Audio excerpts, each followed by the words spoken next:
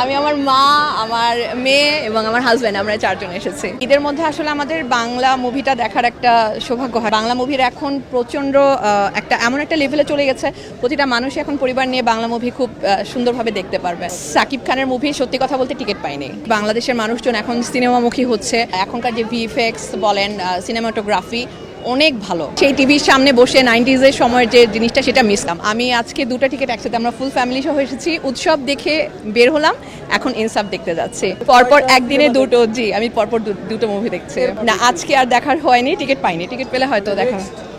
Next ইচ্ছা আছে তাণ্ডব দেখার। অবশ্যই হওয়া উচিত।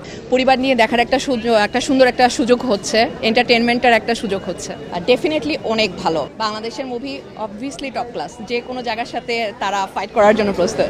পরিবার নিয়ে অবশ্যই মিস করি। সেই এখন আসলে আমাদের ম্যাক্সিমামই এখন আর একান্নবর্তী সেই পরিবারে নাই, এখন ভেঙে গিয়েছে।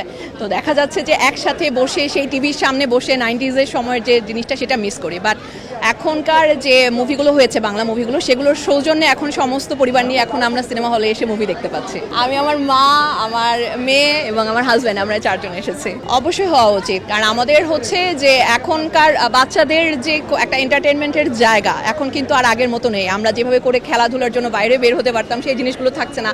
থাকছে এখন একটা এন্টারটেনমেন্ট, সিনেমা দেখা। তো পরিবার নিয়ে একটা সিনেমা হলগুলো যদি ভালোভাবে মুভিগুলো আসে, তাহলে আমরা আরও এই এন্টারটেনমেন্টগুলোকে আমরা নিতে পারবো।